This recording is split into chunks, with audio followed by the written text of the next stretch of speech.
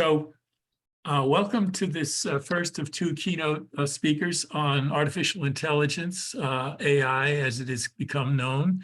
Our second speaker will be Frank Wattenberg, who will be talking tomorrow. And then tomorrow evening, we'll have a sort of the end of the day, a rump session on just talking about AI and your experiences and having the two speakers involved with that conversation. So there's a thread there going through here. Our first speaker is Doan Winkel, and he is at the Boler College of Business at John Carroll University here near Cleveland in University Heights. He runs their entrepreneur program, if you will, Entrepreneur 101, and a minor that you can get as an undergraduate student. And entrepreneurship just doesn't mean I want to be the next Bill Gates. It's a much broader area of inquiry and study, and I'll turn it over to Doan for sharing screen and sharing ideas, and then we'll have some questions at the next session if you want, or at the end of this. So Doan, you're on. Thank you. So do this.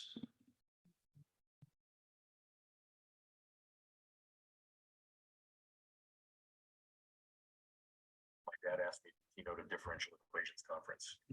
After listening to him blather on for a few decades about this topic, I still have little clue what it is. What can I add to this amazing group? Let's find out as I share the AI differential, Unraveling Mathematics with ChatGPT.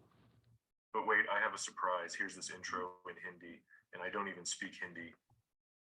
पिताजी ने मुझसे एक अंतर्विमानिकी सम्मेलन का keyword देने कहा। उसकी बकवास सुनकर कुछ दशकों तक मुझे अभी भी इसके बारे में थोड़ा बहुत ज्ञान है। इस अद्भुत समूह में मैं क्या जोड़ सकता हूँ? मैं चैट जीपीटी के साथ गणित खोलता हूँ तो एआई अंतर शेयर करता हूँ। मेरे पास एक आश्चर्य है। यहाँ हिंदी में परिचय है, मैं हिंदी भी नहीं बोलता।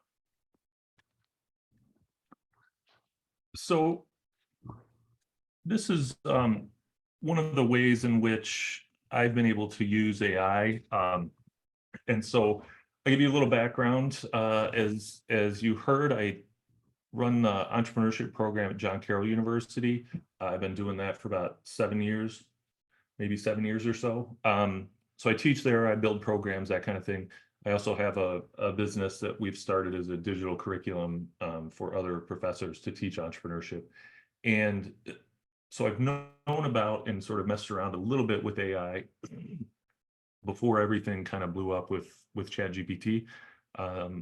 But certainly since that all happened, I've been experimenting and learning about all this for probably hours every day. My wife calls it my new work wife.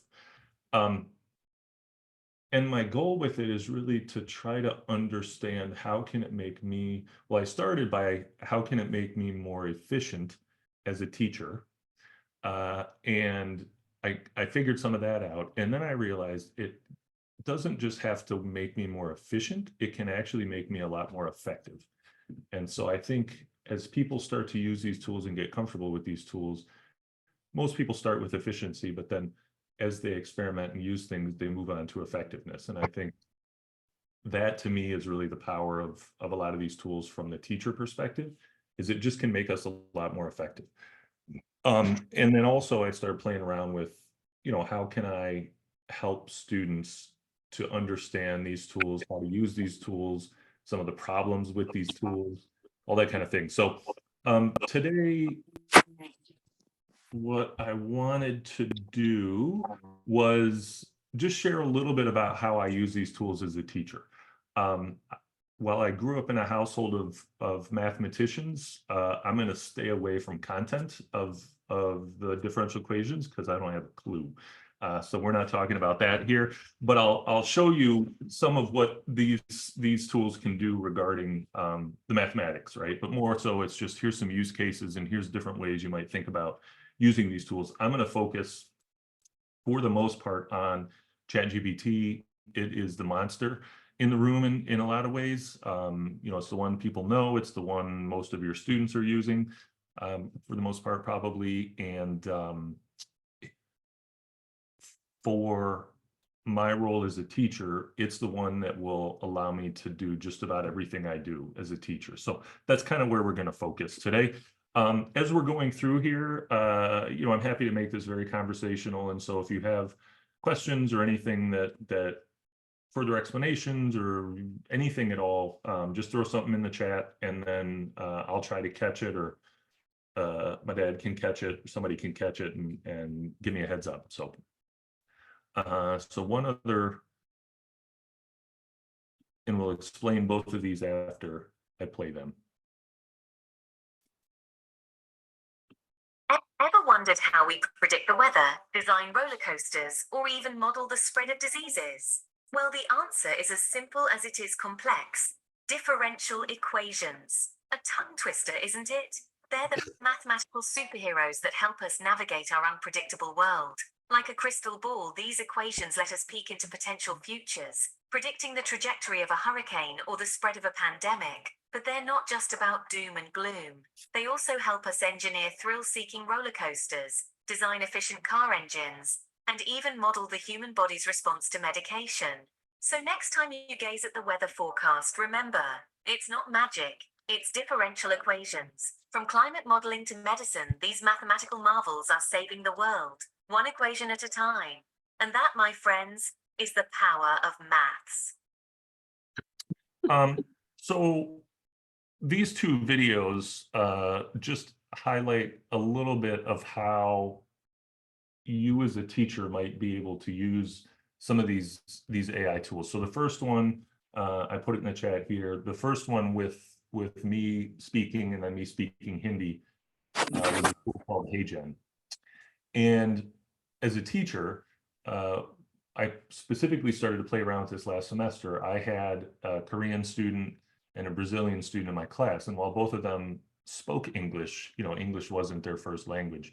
And so sometimes they struggled to keep up or catch up or that kind of a thing. And so I found this tool to essentially help them to learn or help them to stay engaged, where I could create with like that video that I showed took me literally probably 5 minutes or so to create.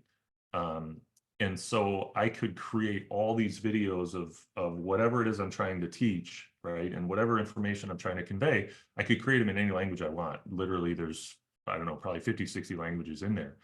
And so the students could keep up to pace with learning, right?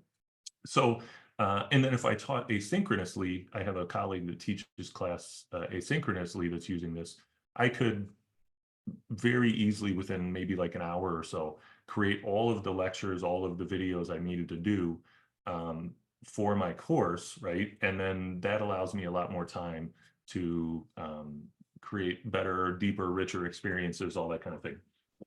So just as an example, again, right? Like that tool, I don't know, maybe cost me $50 a month, right? So it's, that particular one isn't free. But if I'm doing things with videos, if I'm doing lectures, if I'm doing work with folks who speak different languages, that's one tool that you can use to help with the communication and the learning, and help kind of flatten that learning curve for folks who maybe aren't speaking, your language is not their first language, okay? The other tool I'll with that last video, I'll show you as we're kind of going through here, but all right, so now let's dive into this a little more. There we go. So here we go. So, okay, so I want everybody, I'm going to give you a question, and I want everybody to type into the chat. We'll do a little bit of a chat storm kind of thing here, right? So type everything in, type the answer to this question in the chat, and then we'll work off of that. So what's one word, and I know I'm dealing with academics who like to be very verbose, so keep it to one word. What's one word you associate with AI?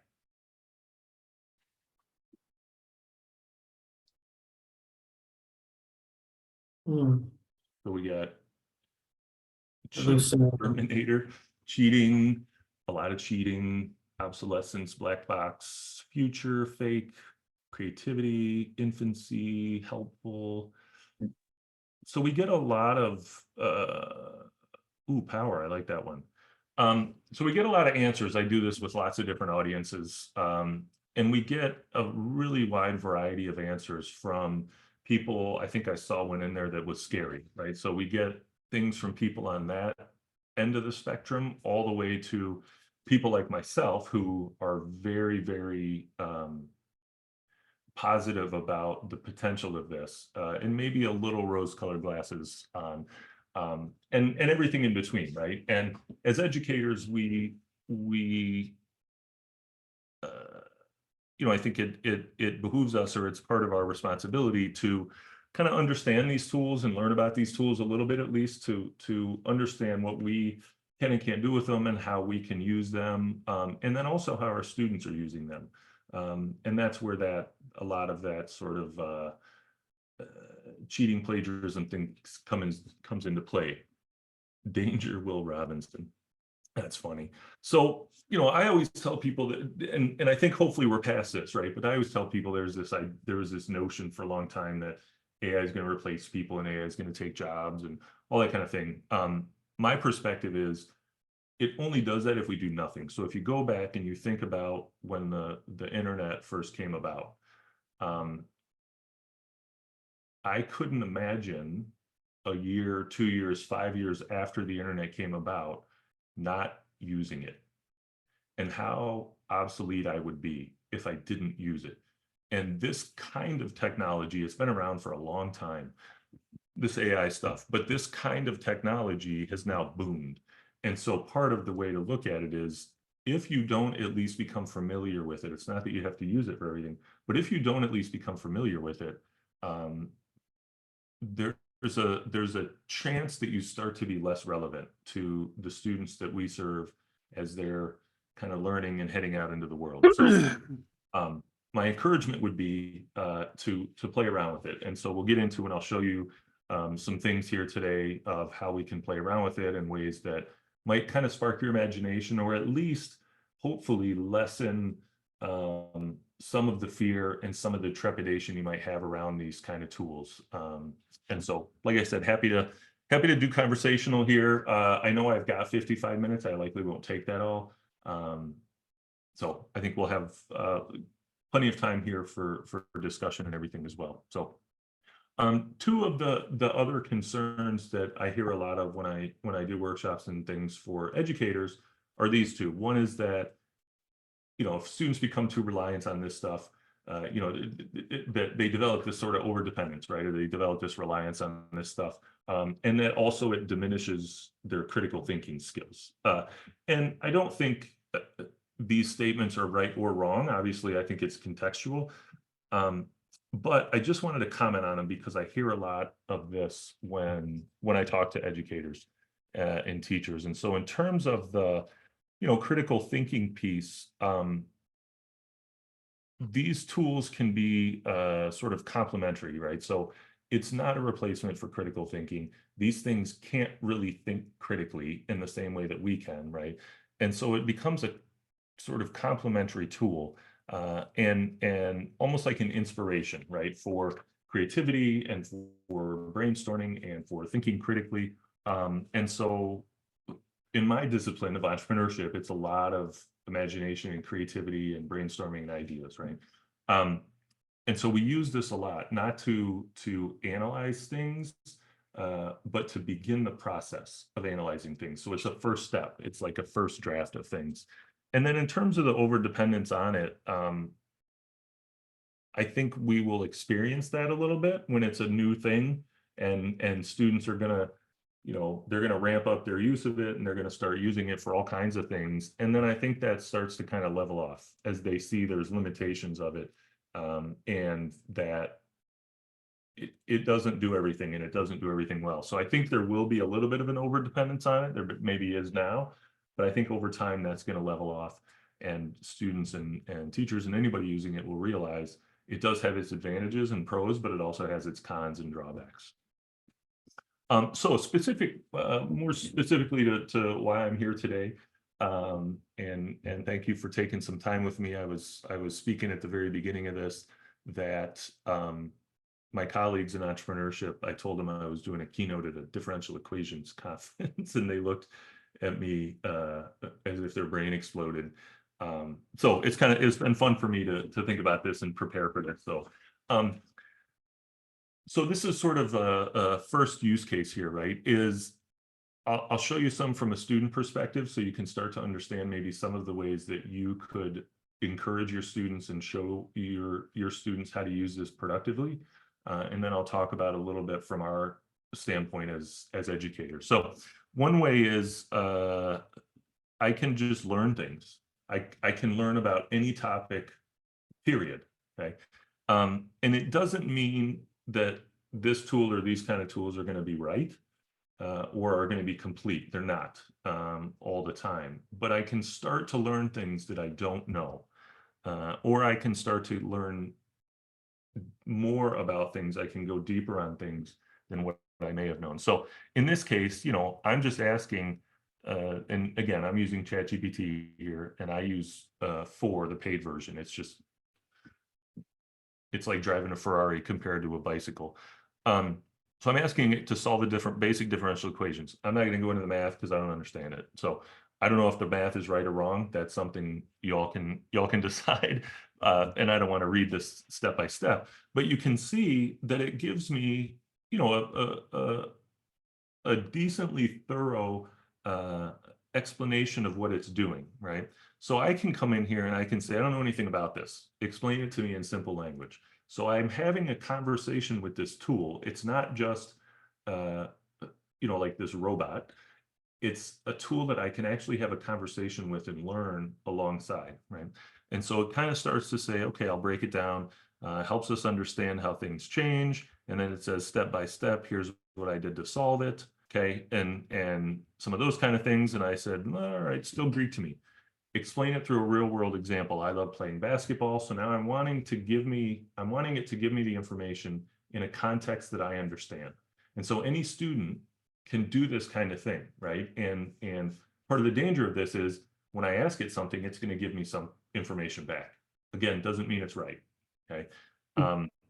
That's where part of that critical thinking will come in, is students have to develop that anyway, so that they know and can analyze the information they get from it. So anyway, back to this, right? It's sort of putting it in basketball terms, right? And so I can kind of verify, so these equations can predict what the score is going to be. It says, yeah, you kind of got it, okay? So again, one example of how we can think about using this for our students is just to learn any topic. So anything that you teach them, any topic that you teach them, unless it was very new in the past 3 or 4 months, these tools know something about, and they can help your students learn something about those tools, okay? So they can start to learn a topic just in a basic conversation. We can go much, much deeper on this, and we can say to our students that they have an all the time, 24/7, 365, really, really, really knowledgeable tutor. Okay? I know when I was taking math, I needed to lean heavily on my teacher because I really kind of struggled with it. So I needed to go, to office hours, and I needed to talk to them and all that. But the teacher is only one person and only has limited availability, right? So we can't do this, and we can't do it for all our students. But now with this tool and these kind of tools, our students can have access to a tutor anytime they want, right? And so it really is an amazing way for them to learn. So again, example, and we'll share these slides. You'll have links to these things so you can kind of see how I'm prompting it and how I'm asking it questions. But it's just a very conversational kind of thing. And it's thinking, how do I talk to this thing like I talk to a human being? Not how do I talk to it like I talk to Google, right? And the more you can think about it in terms of talking to an actual human being, the better conversation you have with it, and the better and more productive the output will be that you get. So I won't go through all this again, and belabor it, but essentially what I'm doing is I'm asking it to tutor me in a subject and to ask me one question at a time and just to kind of have that conversation, right? So it's asking me what topic on differential equations. So your students, each class session, when you introduce a new topic, your students can use this same exact prompt and have this same exact conversation about that particular topic that you're talking about. And so this could be an assignment where you can force them, right? Use this, here's a prompt, copy and paste it, have this conversation, and then they can share the link to the conversation back with you by doing this here. And you can just see how they're having conversations and how they're learning, right? Or you can grade it, whatever. So, I'm going basic here. I've told it, I want to learn about differential equations. It asks me what level I am. I'm a college student, or I could tell it high school, or I could give it I'm a college engineering student. I'm a college, computer science student. I could give it all kinds of context. So I'm telling it, I know differential equations explain stuff, but I don't know anything more than that. So it's starting to give me some explanations in different ways, right? Imagine you're a ball rolling down a hill. It gives me an equation and asks me how I could solve it, right? So I don't know. I don't have a clue. So I keep going through here, and it's giving me more and more depth of explanation. And I can just keep going on and on and on and on, and it'll be here and it'll have a conversation with me for as long as I want, okay? And then part of the cool thing of this is now I told it, oh, I forgot to tell you I'm a Spanish speaker. Can you explain that in Spanish so I can better understand it? And so then instantly it kicks it all back to me in Spanish, okay?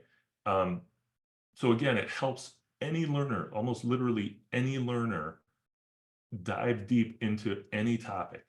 It doesn't mean it's right, but again, this is a way where you can double check how your students are learning. You can see what they're asking, you can see how they're responding, and you can also have them, as they learn, you can have them analyze the conversation, right? Is this tool giving me correct information, or what's missing, right? That kind of thing. So it's just another way to use it as a tutor. And then the third way to use it for students that I think is hugely beneficial is, where we at here, is that I can have it quiz me again on any topic. It's a different way to check learning, to check understanding of things. So I can have it be a tutor and have these conversations. I can have it be a quizzer and just check information, right? And so again, I won't go through the prompt, but I'm telling it the topic I want to be quizzed on is differential equations. So you could be as broad as you want, or you can be as narrow as you want. And it's just going to start asking me questions, right? And so I'm going to go through here and I'm going to guess because I have no idea.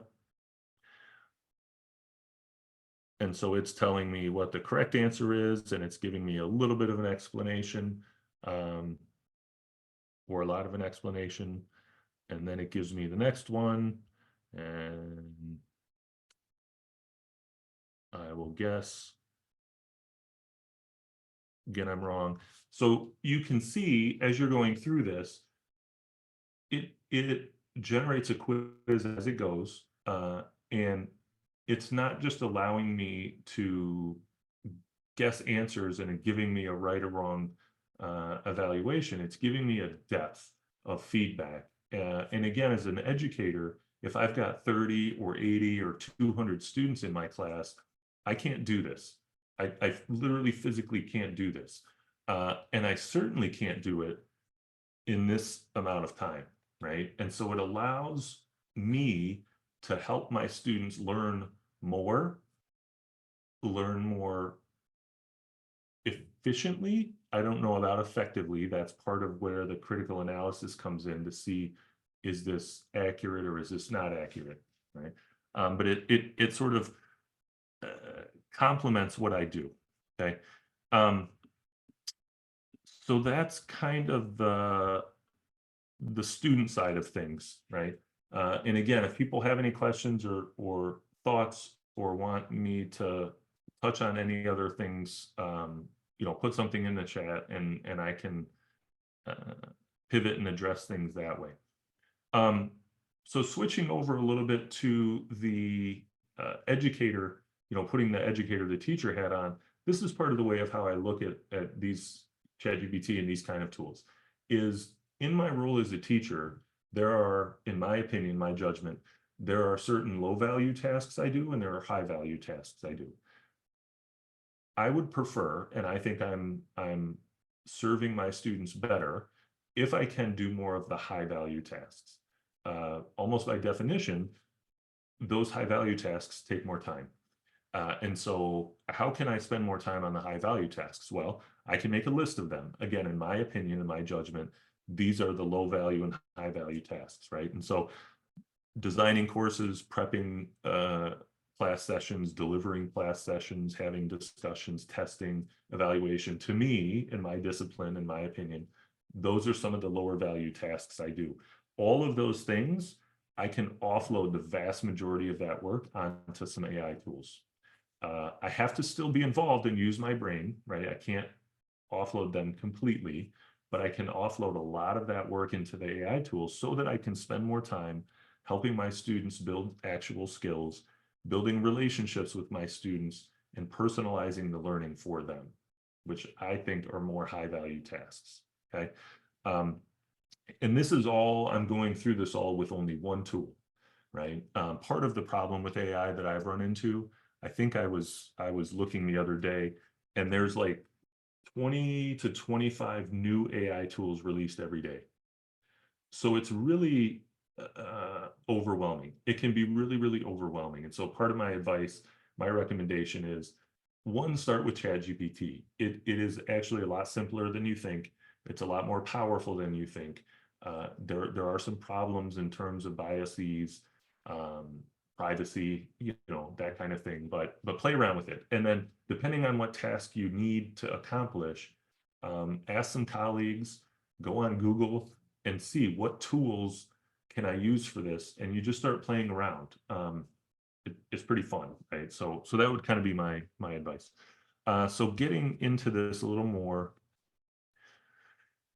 So again, in the chat, just simply type in there, as a teacher, in just the role as a teacher, not a researcher or any other things you do, as a teacher, what is the part of that role that you like the least? Grading DNF papers. That's funny. Okay, so so far anyway, universally grading. Okay, addressing cheating, right? Cheating, grading.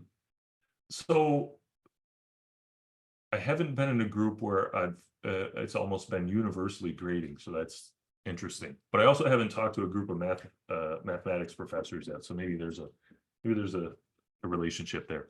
But so I'm going to leave this up for a second. If you want to, you can kind of follow along, and I will.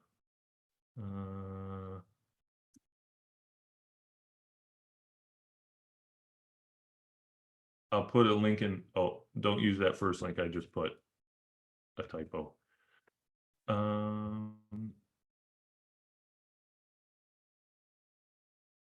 I put a link in the chat that you can open this up with, or you can do the QR code. You don't have to follow along, but just in case you want to. So I want to show you how to.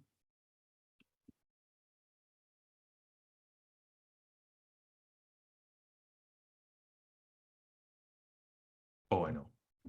I've lost myself. How to use, again, ChatGPT to do a tremendous amount of the things that we do. And this is the sheet that QR code and stuff will open.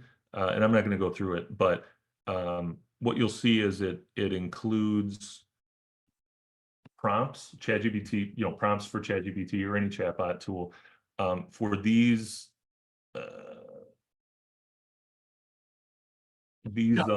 Doan, can you? Yeah. What we're looking at now, is that something that you typed in or your chat? Okay. Yes, correct. And so these, anyway, these will link to, here's the prompt, and then you'll see the output it gets from the prompt. So I've kind of just created a Word doc so you can have this at your leisure to follow along with, and you can copy and paste the prompts and tweak them however you want. So, but let me walk through a few things, right? Again, I'm not going to belabor the actual prompts, but this is, if I'm wanting to create a course or I'm wanting to sort of reimagine a course, and I'm asking it to give me to design the course, right? And so I positioned it to say you're a curriculum designer, you specialize in this field. So I'm giving it this context of when you respond, I want you to respond in this way. I want you to respond as somebody who understands curriculum design. I want you to respond as somebody who has a specialization in mathematics and particularly differential equations, who has a special focus with experiential learning pedagogies. So I can give it all this context so that when it gives me a response, it's going to be a little more tailored to what I'm looking for, right? So it gives me a full, here's weeks 1 through however many I put in here. I told it the class meets twice a week, so it's given me 2 different class sessions for each week. It's given me some readings. There's a Boyce and DePrima textbook it says I should use. I don't know if that's good or not. For each week, it gives me an activity and it gives me assignments, right? So this is surface level where it didn't give me a lot of depth there, but it just spit all that out in literally 30 seconds while I type that in there. So now what I can do is I can go much deeper. I can say, create a lesson plan for one of the particular things, and it starts to build out a lesson plan. Here's how you introduce it. Here's some notes you should address. Here's an actual activity. Here are group presentation discussions, right? And it starts to break it down, and I can tell it context. It's a 90-minute class, it's a 2-hour class, it's a 50-minute class, and it'll start to tweak things based on this context I give it. Yeah, there's a question, Mark asked a question about ChatGPT as a default. I use it for basically everything. And I play around with other tools, but again, to that point of being overwhelmed, for me, I would rather go very deep with this tool because as a teacher, it allows me to do almost everything I want to do, except for the human relationships, right? And again, I am not in the math or science field, so I can't speak to how accurate it is there. I know it's much more accurate than it used to be. So, I don't speak about that particular field, but yeah, it's definitely the default and my go-to. Okay.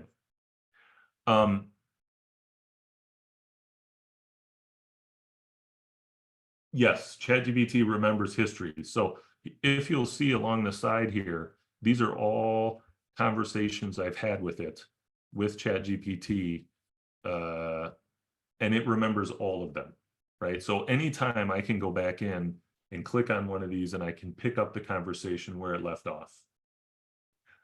And so again, that's part of that power of this thing, and that 24/7, 365 availability of this thing is I can use it whenever I want. I can pick it up and continue it whenever I want, right? So it just is, it's mind-blowing to me in a good way of what this can do. And so you'll see as you're going through here that you can just dive deeper and deeper and deeper, right? And so you can say, oh, I want, give me more information about that kind of activity. How would you do that? If I wanted to add this component to this activity, or if I wanted to incorporate this kind of an exercise for that kind of a topic, it'll give you some information. Again, I don't suggest copying and pasting things and just taking what it says as the gold standard. You still have to use your brain and add your spin to it, but it starts to get your sort of juices flowing, and it might give you some ideas that you've never thought of. So you can be more creative, and you can try out some different things, and you can show your students, I'm willing to experiment and to try to improve how I engage and how I can teach the material, right? And so here's another one where, I'm asking it Euler's method. That's one of the things it talks about in the syllabus. So I'm going to ask it a bunch of stuff about Euler's method. It's going to give me a lot of explanation of what it is, why do you use it, limitations of it, that kind of thing, right? And so I can say, okay, this is awesome. I want to create an activity around this particular topic. So it gives me some kind of activity here, right? It tells me the materials I need to use. It gives me all of the steps, activity instructions. Here's the actual activity. Teams start calculating steps, using it to approximate the path, encourage them to decide on their step size. So you can see it's Euler's method. I'm learning. Like I said, it's not my thing. I appreciate it. But anyway, you can see, like, I don't know anything about this, but I can look at this and I can say, this isn't the most engaging, fantastic experiential activity that you could do with Euler's method, right? I don't know anything about it, but I can tell that. That's okay, because what I can do is ask it to go deeper. And I can ask it, okay, what if I wanted to include a role-playing activity? Or what if I wanted to do an activity with Euler's method in this context, right? That kind of thing. And then I can ask it about what kind of tools might I want to use, right? So I'm not going to go through all of this here, but I hope you're starting to see that there's a lot of power and there's a lot of opportunity. This conversation I literally had with ChatGPT, this entire conversation at around 12:30 today in preparation for this, right? So I didn't need to take a week, no offense, Dad, I didn't need to take a week prepping for this. I literally could do it within about 10 minutes, 3 hours ago. And I knew it was going to give me what I needed, partly because I've been working with it for so long, right? And so even that is a different example where it very much cuts down on how efficient I can be, hopefully effective, because I can provide some tools and some spark of imagination for you in how to use these things, right? So here's where the assessment part comes in. To the notion of grading, and again, I don't know the discipline of mathematics or differential equations or anything. I haven't used this tool for that specifically, but I know what I do in my discipline, and what I know a lot of other folks do is you can take this kind of 3-step method, and we have that in this document here. If you go and you follow this basic assessment bookmark, we have this where it's a 3-step process where you tell ChatGPT, I need you to assess an assignment. So I'm going to give you the rubric to use. I'm going to give you the actual assignment I gave. I'm going to give you a student submission, and I want you to grade the student submission based on the rubric I give you. Okay. Now, if you do these kind of things, be very, very careful that you don't include student information for privacy reasons, because once you do and you load it up in here, that's wherever it goes, that's into the magic cloud, right? So be very careful. But you can do that. And so, you know, I have some discussion and sort of ideation assignments I do with my students. And I have this semester, I've got 60 students total in a couple different classes. And so it would be exhausting for me to grade all that. I hate grading. I just don't like it. So I can use this, and I tell it, here's the assignment, here's the rubric here, and I copy all the student submissions into one Word document. And if I have ChatGPT 4, I can use this magic little attach button, and I can attach documents, Word documents, PDFs, PowerPoints, whatever. And I can upload rubrics and upload assignments, right? And then I can have it graded. And what it does is it spits it back to me and it says, the submission 1, here's the grade. And I can ask for as much detail as I want. I can say, just give me the points. I can say, give me feedback on, you know, if it's incorrect, provide feedback on, you know, what they missed. Or I can say, give me some feedback on how they can improve going forward. I can give it any of that context, okay? So for all those who don't like grading, again, I haven't specifically used it for mathematics stuff, But I think it would certainly diminish the time you need to take in grading. I can say that with certainty. You still need to double check accuracy, but I can absolutely say, even with the double checking of the accuracy, it's going to minimize the time it takes. It's going to minimize the headache of it. And here's what I think. And I try not to go down a rabbit hole, but sometimes my squirrel brain takes me there. I think it makes us more effective assessors, because if I sit down and I have to grade 30 assignments or 60 assignments, I am not fair in grading the first one versus the 30th one, because I'm tired, I'm frustrated, whatever's going on, the dog's barking, I know I got to get running out the door for whatever reason, right? I'm just not fair in cross grading all of those. These kind of tools are significantly more level playing field on grading, right? And so I think that's another way that it can provide much fairer and much deeper feedback, right? I may be excited to provide a lot of deep feedback the first one, but by the time I get to the last one, I just want to, here's your score and go away sometimes, right? So it just is one of those tools that, again, can help there. And I see that obviously people have a lot of pain around grading who showed up today. So it can definitely help with that. And Doan, yeah. how about hybrid? You get this report for each student and some sort of a number, and then you, the human, have to decide, am I going to share this really blunt assessment, or am I going to taper it? Yeah. How do you intervene in that? Yeah, no, it's a great question. So, and this is the way, whether it's you or whether it's, if you're working with your students, this is the way you use this tool. You combine your brain and its brain, right? And so, like in that situation, if you're using it for assessment purposes, instead of you having to spend your time doing the initial assessment, you're spending your time reviewing what it's done and adding your take to it, right? So you're sort of adding another layer of feedback. You have to double check some things, right?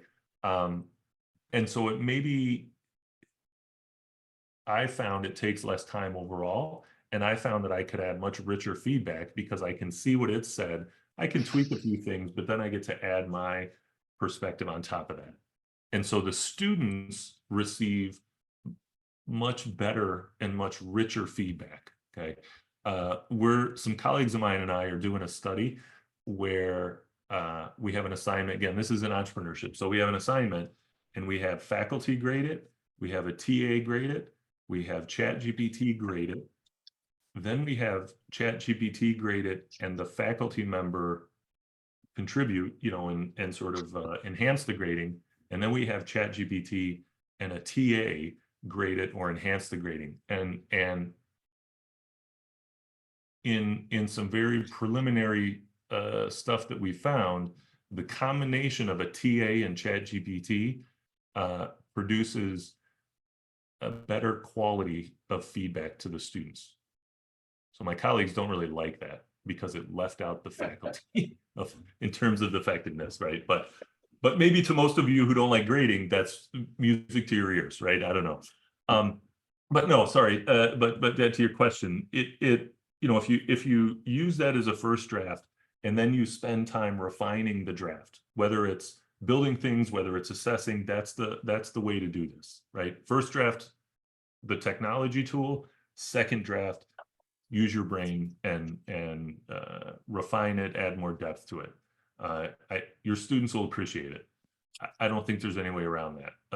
And you'll just have more fun. I promise you, if you play around with it, you'll start to kind of have some fun with it and maybe not be quite so scared of it. Okay. So this is kind of one of my approaches. Is a guy named Clayton Christensen out of Harvard had this jobs to be done theory that I very much ascribe to, where and this comes out of sort of innovation space and all that, but where very simply, if I buy something or use something, I'm doing it because I'm hiring it to do a job for me. And so my perspective is when students go to college, they or someone on their behalf are hiring the college, and therefore me, since I'm a cog in that machine, right, in my mind, to prepare them for the future of work, for whatever comes afterwards. And so using these kind of tools allows us to deliver that experience that they hired us to provide, right? Number one, we can provide deeper, richer learning experiences if we get to know how to use these tools and are careful with them. Number two, we can help guide these students in how to use these tools, because when they're in the workforce, they're going to be using them. They may not be using specific ones, they may not be using ChatGPT or whatever, but they're using these kind of tools, and they can start to think about how do they work, and what's the logic behind them, and how can I use them, right? So I think this is part of me saying, for me personally, I think it's part of my responsibility to learn how to use these, to get students learning how to use these. I just feel like, that's part of my responsibility. And the more that I can use them, and the more that I can make myself efficient, the more that I can spend time on the human connection with students and with colleagues. And I think A, that's more enjoyable for me. And I think B, it makes me much more effective, like I mentioned, right? So the other thing I wanted to just speak to a little bit and have a little fun with was showing you some other ways that you can use some of this stuff, and then I'm happy to answer some questions. Or Yeah, we do have one question that said, have you done anything that's scanning handwritten work? I have not done handwritten work. I don't think I've come across the idea of handwritten work. That'd be interesting. I haven't. I'm going to try it though. All right. That'd be interesting to know. I would imagine it not mine or my father's handwriting, but it could identify most people's handwriting, I will bet. That'd be an interesting experiment. So there are also these image tools. The two that I use, one is DALL-E, D-A-L-L-E. And if you have ChatGPT 4, it's built in. If you have ChatGPT 3.5, you have to also buy DALL-E, right? So if you spend $20 a month for the version 4, you get this image creation tool. So if you're doing lectures, or if you're doing workshops or whatever, you can create very simply images, right? And it's like anything, it's a tool, and the more you practice it, the better you get at it. And so I'm not a person who understands and is good at creating pictures and all that. Mark asked if I write these prescriptions off. I don't. My university treats me well, and I use it for a lot of things other than university work. So I just pay for the $20 a month myself. So I don't, but I do know that I have a lot of colleagues who do that, or the university sometimes might pay for their licenses. That's fewer and further between, but I do have some that do that. So anyway, back to this though. Creating images, right? We can create images that we can use in presentations. We can encourage students to create images. So if they're using presentations or doing things like that, they can make it a little more exciting. And these are just some of you can see by like little 1-sentence prompts. And again, with this, all you're doing is you're giving the tool the detail to say, give me a picture of this. And the better you can explain what you want, the better the image you'll get. And just like with all the stuff we saw before, you can continue the conversation, and you can say, no, I want this to be blue, or I need it to be this. And you can kind of go back and forth. So you can create sort of nature things, or you can just have fun with it. Just play around with it and have a good time. Like I said, I spend a lot of time doing this, and it's fun to do, but it's also very productive to do. So on the flip side of this, now having gone through that, I know I hit you with a big kind of fire hose of stuff, but I'm curious, try it again, and let's see what people think if things have changed. So write in the chat one word that you associate with AI.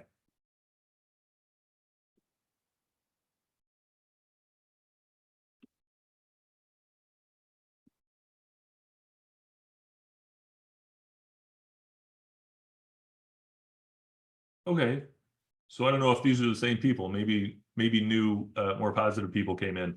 But you know, there are some different answers here. There are some different words that popped up here. Potential, promising. You know, we still have the cheating and the plagiarism and the, you know, still doubtful and those kind of things. But even in this short period of time where somebody has just kind of said, look, here are examples of ways to use this, we have seen a little bit of a shift maybe in how people think about these things. So at the end of the day, all I encourage you is just try it.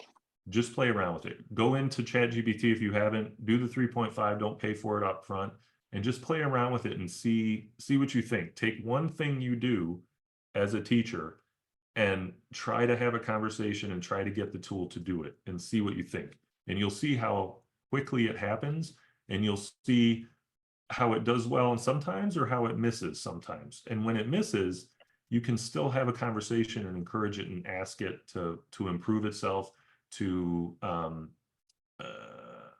you know, explain itself, that kind of thing. Okay. So, are there any questions that people have?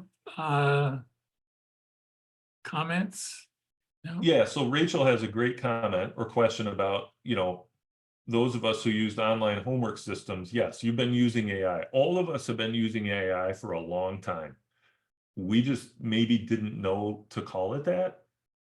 And it wasn't such a popular thing. Literally, when the whole ChatGPT thing came out, it just changed the game, right? But yes, to your question, Rachel, AI has been around for a very, very long time. It's now just becoming much more popularized. So, yeah. Jeremy has a question from Western Canada. Jeremy? Thank you. So thanks for the talk. It was very enlightening. So you earlier, I think you mentioned that ChatGPT combined with TAs was outperforming for marking exams, I think. ChatGPT with TAs outperform ChatGPT by itself, or ChatGPT with faculty, or ChatGPT with TAs. I'm really interested in that because I hate marking like you. Can you elaborate how TAs use ChatGPT for mark? Rather, what did the TAs do that outperformed ChatGPT with instructors? Yeah, so we have a very, very preliminary, right? So I want to be careful and couch this. We have a very, very preliminary stages of the project, but that's what we're starting to see a little bit. So that's kind of the trend that's popping up at the moment anyway. So I don't want to overstate that, but just as an example of some of the research that's going on, at least in entrepreneurship, is around this idea of assessment and grading, because even in our discipline, we don't like it for the most part. And so we're not. I guess my answer, Jeremy, is we're not sure. We haven't gone too far down the road yet to be able to know that. But I'll be happy to share what we do with my dad, and he can share it out to everybody when the time comes. Dan, do you have a question? Yeah, the question I wanted to ask was, I had attended another talk on AI, and the presenter has talked about, like you had mentioned as well, that there were multiple different versions of this that you could find on the internet. Have you ever tried like other tools submitting the same question and comparing their answers, and maybe finding that maybe some tools are better at Yeah. So I've played around with ChatGPT, Bard, Claude, and Perplexity. These are the four of the main ones, at least, that are these chatbots, right? So these are the four I played around with. They will give you different answers. I think usually there's some similarity, but they'll give you different answers. I have found that ChatGPT is the best in terms of the quality and the depth of answer for the most part. Again, I don't do math and STEM and science, so it could be different for some of the fields you all are in. But I don't think it would be, but it could be. And then Perplexity is a tool that I use more for research kind of stuff. It's a little bit better in terms of sources. and showing you and providing up front the sources that it uses and the accuracy of those sources, and not just sort of Wikipedia sources. So if you're doing a little bit more of that kind of work, I would suggest Perplexity. But if you're just kind of doing this course design or other kinds of things like this, I would suggest ChatGPT. That's what I found to be the most powerful.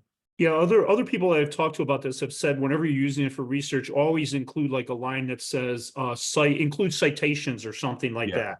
Yeah, Right. So yeah. it doesn't just make stuff up. Yeah. I think that's It'll important. still, even if you tell it to include it, it'll still make it up sometimes, right? So that's where you got to check, and Perplexity will as well. But Perplexity makes it easier because it'll literally show you what it is, and you can click on it and go through. But it's the same thing when you're, when you're doing research or whatever, right? You can't, and it's the same thing I tell my students, you can't just take what it gives you and run with it. You have to evaluate it. You have to, you have to use your brain to think about what it's doing and is it accurate. And to me, that's where a lot of the learning happens, right? And it's just a different way of learning it, where instead of creating, we are reacting to. Yeah, this came up this fall when we were running our student competition or challenge, Scudem, and a high school student participating said, "Can I use AI as a tool to help me do this modeling?" And I just was taken back because I thought I lived in this isolated world of these theoretical models and everything. And I said, of course, because that student will ask, another student won't ask, and that student who doesn't ask and uses it would be at an advantage, So, and I said, but you need to cite it and maybe do a little reflection on what you gained from it. So, there's, give your own personal added value to what it gave to you, and then that makes it more, I don't know, endearing. Is that the word? Yeah. We had Jafar. We had one other question here. Thank you. Really appreciate it for all the things you've been doing, especially sharing your experiences as well as your experiments with dealing with this. And I don't have a question, I have a comment. I've been working on with the ChatGPT bot and other things for almost 4 or 5, almost a year, and I've developed my own tool. And I think you posted over there. But I think as a mathematician, one of the issues that I have is these works for text-based ones, but whenever we start to plug in the equations, everything goes up. In a way, it's a good thing for a mathematician. Then that means our job is secure, right? We don't have to worry about it for a while. But do you have any experience with dealing with the symbols, mathematical symbols, and so on in generating or creating any experience that you have? I know at least the ones that I tried. It's almost, it gives you some gibberish when we deal with math equations, math symbols, or even physics, even chemistry stuff. Yeah, so I personally don't have experience with that. I don't dabble in those kind of disciplines. So these tools, and I appreciate the comment. I should have mentioned this at some point along the way, but these tools, they're all text based, right? They're trained on words. And so they're not always going to be the best with the numbers and the calculations. There's little add-on things you can do. You can combine ChatGPT with Wolfram Alpha and other kinds of things to improve, I would imagine, the accuracy and the capabilities. But it's part of where I think these tools are lacking. They're getting better. I've heard from colleagues they're getting much better in terms of analysis and data and equations and stuff, but I think they're still lacking a little bit because they're language tools, right? They're trained on words, not numbers per se. Well, listen, let's stop, take a break, and we have a discussion session after this in a different room. So we would leave this room and go to that discussion session. We also have a discussion session about data and how do I get it? Where do I have good sources? I'm looking at Jean Marie, who uses the US and world census data, so she's an expert on data.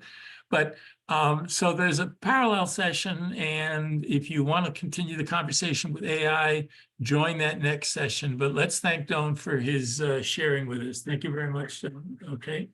It's a pleasure. Thanks for having us. And we'll see you all or some on the other side, especially Doan, okay?